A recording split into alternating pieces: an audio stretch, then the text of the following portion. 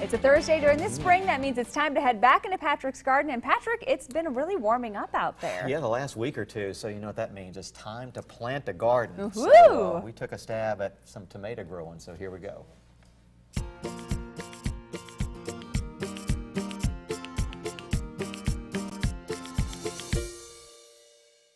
Back here at Patrick's Garden, and with the warm days that we've had over the last week or so, it's time to actually plant the garden.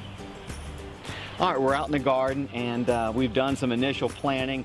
I've planted a lot of things from seed this year, so hopefully in the next week or two they'll germinate and we'll get some action with some of the plants coming up.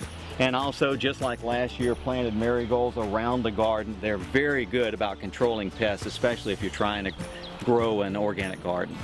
Every season I try to stagger my tomatoes to where they all just don't come in at the same time. Sometimes it works, sometimes it doesn't. But this year I'm going to be trying some early girls that are a little bit bigger than I'm going to plant today.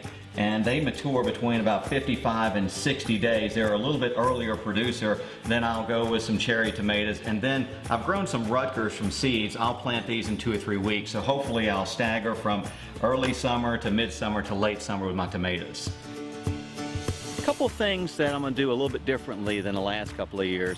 First of all, notice I've dug the holes a bit deeper, and that's going to help in a couple of ways.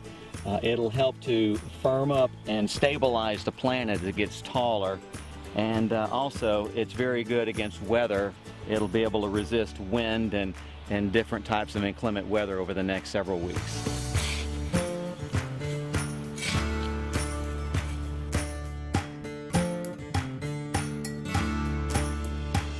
This is something else I'm going to try with some of my tomatoes and maybe a few cucumbers. This is Epsom salt. You can find it almost anywhere at the dollar store or the convenience store.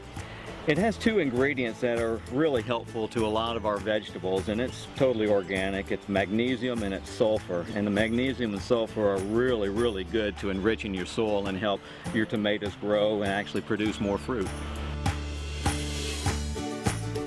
All right, well, we're finished planting the tomato, trying 2 different things this year. Hopefully will give us a little bit better crop. First, digging the hole deeper, planting the tomato deeper to give it a little bit more resilience and strength and sturdiness into the upcoming year, and also using that Epsom salt solution with the magnesium and sulfur, which should help the plant grow as well.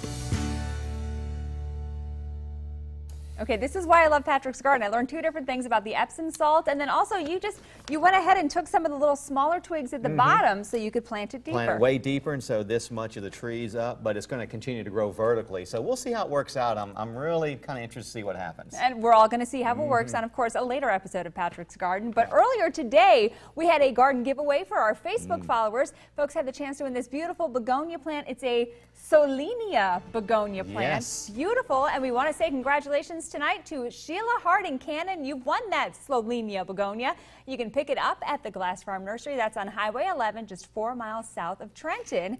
And great a beautiful color. plant, That lots is. of great color. And of course, we're looking forward to what you're doing next week in Patrick's Garden. Oh yeah, we'll be in it again. All right, and we'll see you in just a minute. Stay with us.